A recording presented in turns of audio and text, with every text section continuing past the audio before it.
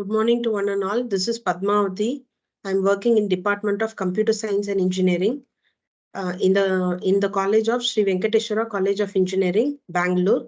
Today we are going to discuss a topic on thresholding. So before going to thresholding, we used to understand what is a segmentation.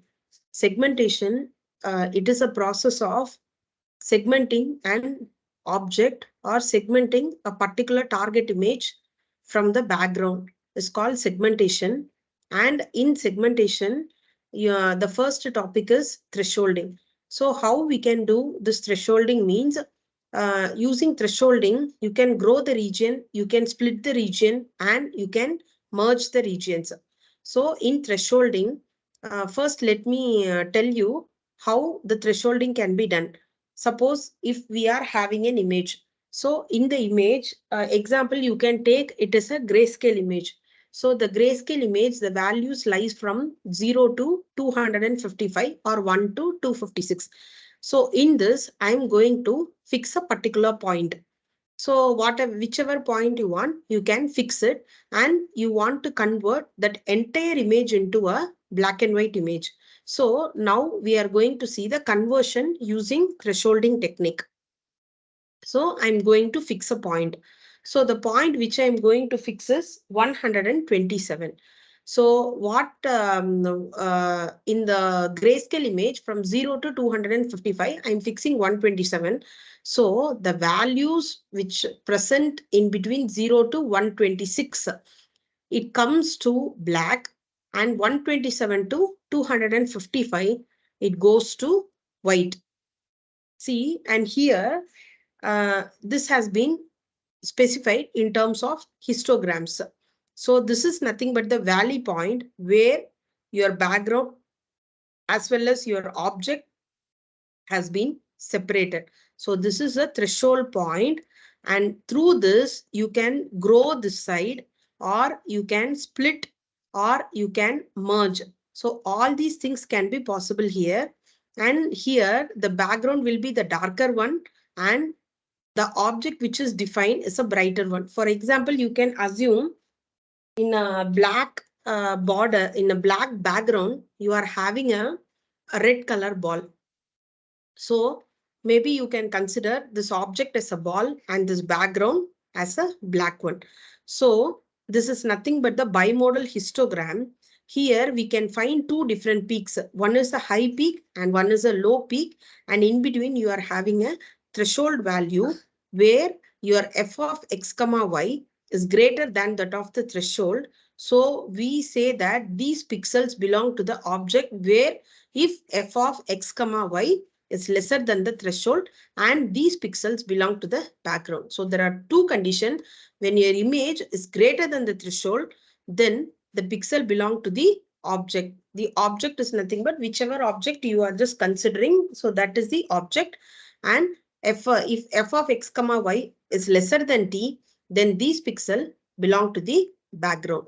And here, this is nothing but the bimodal. That is, it divides into two. One is background and one is object.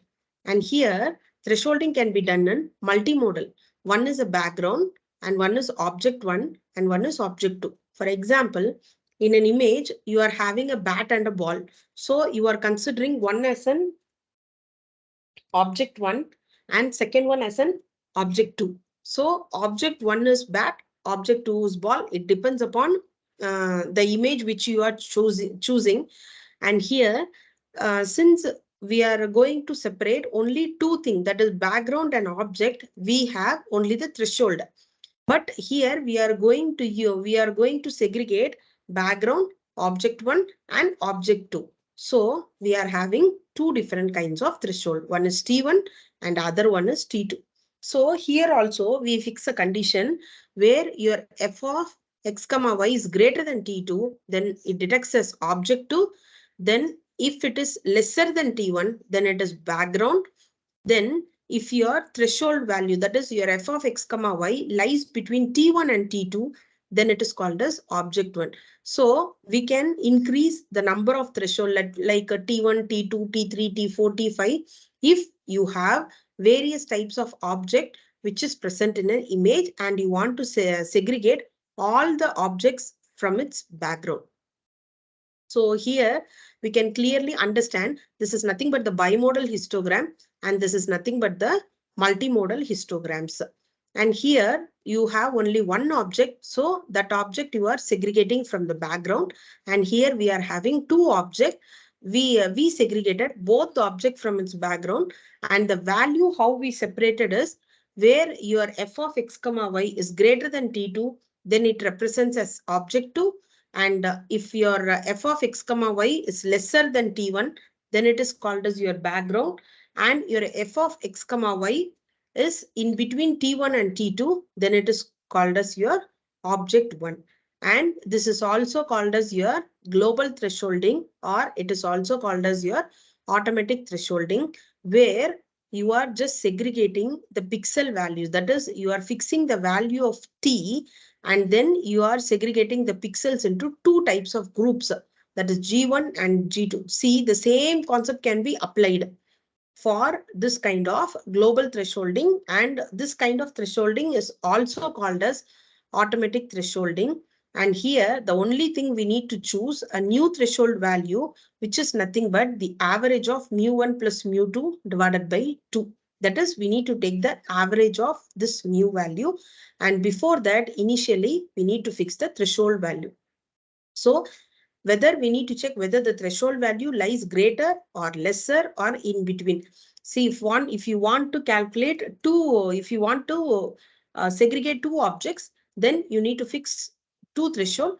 If you want to calculate 2 to 3 object or multi-object, then you need to calculate different kinds of threshold values in order to identify your object. So this comes under the thresholding, and through this you can do region growing, region splitting, and region merging.